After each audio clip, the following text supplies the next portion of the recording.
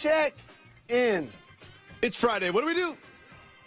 We get the people what they want.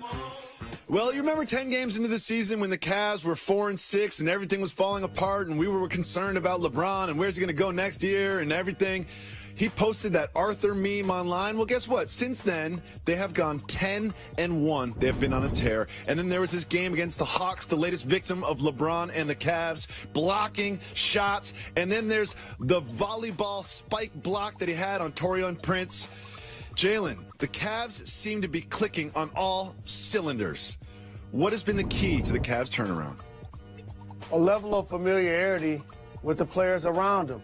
When you understand who's going to be out, so far it's been Isaiah Thomas, then Tristan Thompson, then Derrick Rose. It allows Ty Lue, it allows LeBron to survey the team and understand who's going to be available each night and how they can maximize each performer. But we all know it starts and ends with the greatness of LeBron James. As efficient as he's ever been from the floor, knocking down threes, giving you the points, the rebounds, the assists. You talked about the blocks and the leadership. But then Kevin Love, his productivity always gets overlooked. Posting up, making threes, grabbing boards. Jeff Green slashing in transition, finishing plays. J.R. Smith chipping in when he can. Dwayne Wade finding ways to be productive off the bench. It's been a collective team effort led by the King.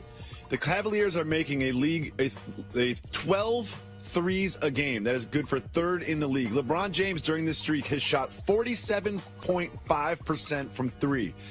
Are the Cavs going to live or die by the three? Not at all. This is what they've done the last couple of seasons, and it's made them so very successful. LeBron James basically likes a couple of performers out there with him. Either guys that are going to be energy players like Tristan Thompson that don't need the ball, that are going to rebound, hustle, and block shots and defend, or guys that are shooters. And when you surround the floor with shooters and LeBron James, now you have to make a choice. And that's what defenses have been put in the quandary of trying to stop LeBron from getting to the paint, which he's been doing at a high rate, finishing, and even making his free throws, or kicking it out to open teammates where they can be productive. And also another player that they've been missing is Iman Shumpert as well. Exactly. Well, you mentioned Dwayne Wade, and he looked pretty washed early in the year, but he has turned it around.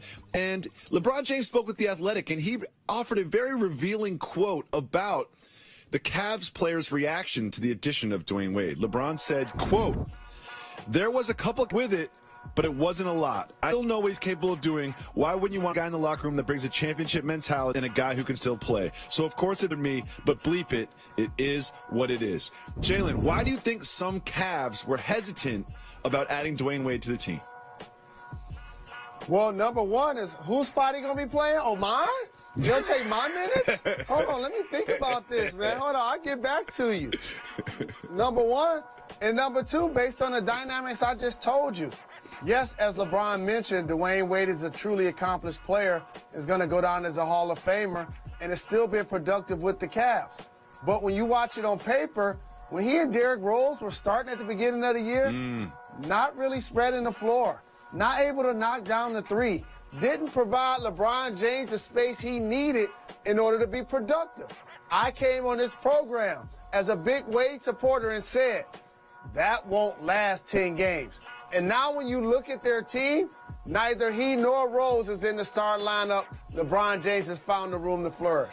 Well, if you look at these numbers right here on this full screen, got Dwayne Wade before and after LeBron James posted the Arthur meme. And you can see that since those first 11 games, Dwayne Wade has really upped his production. Now scoring 13 points a game. He's shooting 5% from the floor, 5% from three.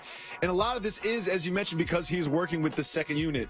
Do you think that they will continue with this style as they go into the playoffs and through the regular season?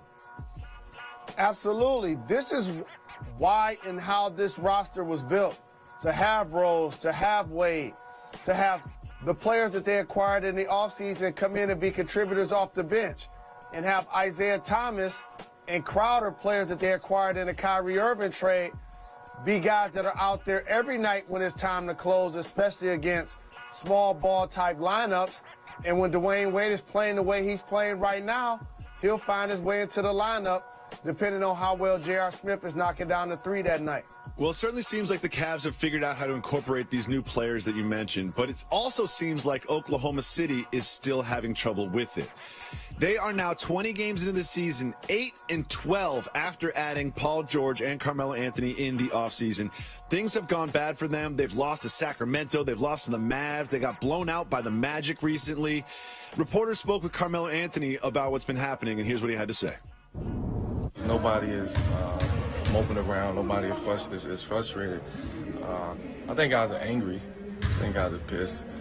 But I just come from, your competitive nature, wanting to win games. Do you think like a lineup change or anything significant? No, hell no. No, not at all. I mean, we're fine, man. It's just, like I said, it's on us to, figure out how we're going to be, consistent. Jalen, how concerned do you think the Thunder should be about their slow start? The Thunder players, in particular their big three, shouldn't be concerned at all because they're on multi-year contracts, in particular Carmelo, who has another year left. Russell Westbrook just signed a major deal as the reigning MVP, and Paul George is going to have his choice at the end of the year whether he stays or goes. The person that should be worried is Billy Donovan. This is what happens in these scenarios.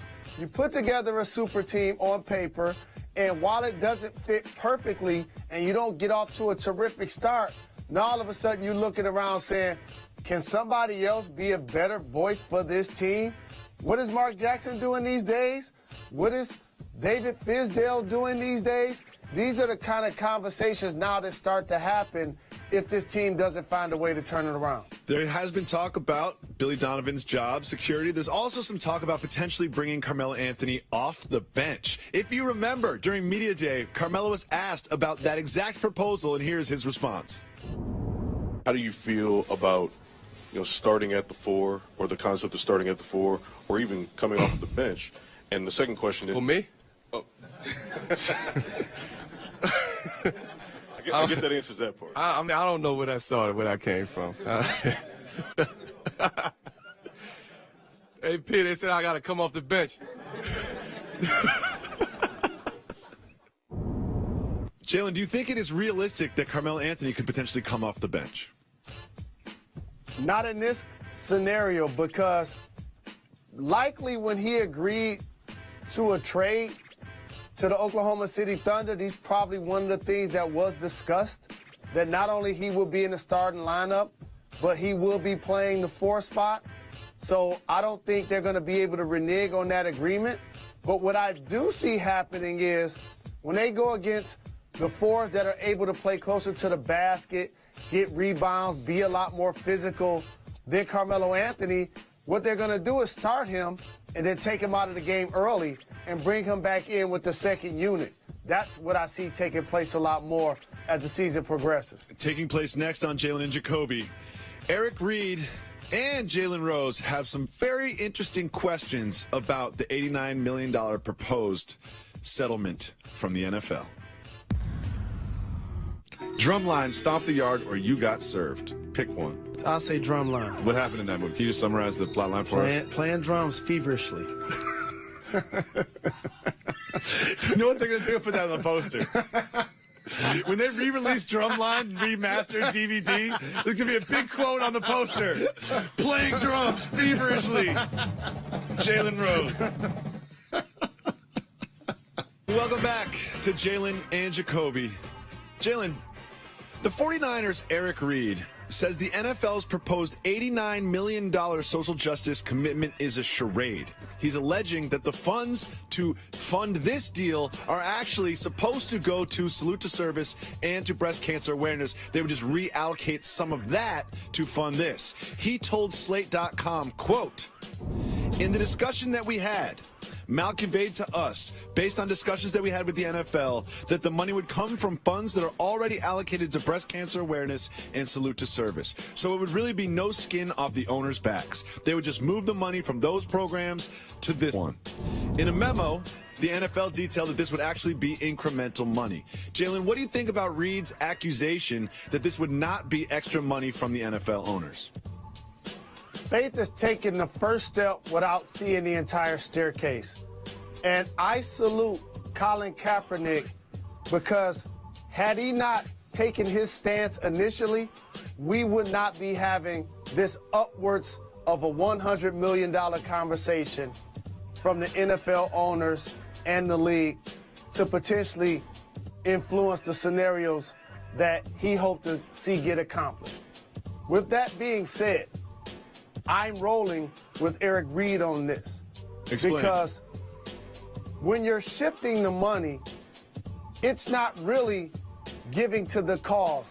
When you're not doing PSAs, it's not truly enlightening the people. It's not truly making that level of difference that Colin Kaepernick did, by the way, when he sacrificed his football career.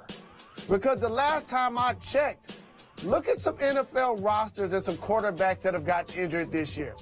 Colin Kaepernick is one of the best 32 individuals to play quarterback on this earth. Absolutely. But because he chose to protest, now he's not in the NFL. So I'm disappointed that overall it seems like Malcolm Jenkins and Quan Bolton aren't seeing eye to eye with the other 40-plus players in the coalition.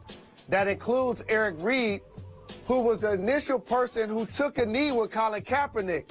Though Colin isn't in the room, Eric is clearly a voice of reason to represent his best interest to try to understand the true picture of what he hoped to get accomplished. So if that's not taking place, I would suggest that the players don't sign on the dotted line, don't accept the bread just yet, look at the fine print and understand what you're getting into and hope that you're getting what you seek in return before it actually takes place. You come too far not to get what you want at this point. As you mentioned, it is kind of not exactly clear that the NFL players are going to get what they want in this deal quite yet, but it seems like the owners already are getting what they want.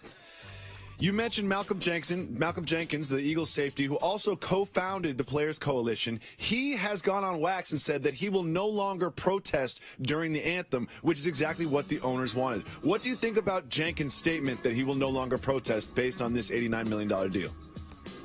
Well, what I don't like is ultimately all of these individuals are trying to be beacons for peace, try to be beacons for change. And almost like I saw it happen with MLK and Malcolm X back in the day, they ultimately, for public consumption, are going to be pent against one another because they can't agree on exactly how they want to get to the end game. So I feel bad for Malcolm Jenkins. I feel bad for Mr. Reed. That's a good point. Because ultimately, this should be a positive that everybody can celebrate, that we're trying to get closer to a solution that everybody's proud of, yet they're going to be at odds for public consumption. And now so many people are going to be sitting back and saying, see, that's what I mean. How can we help them when they can't get along with one another? So that's the part that really irks me, and it's unfortunate that it's playing out like that. Are you surprised that Malcolm Jenkins is no longer going to protest during the anthem? I'm not surprised.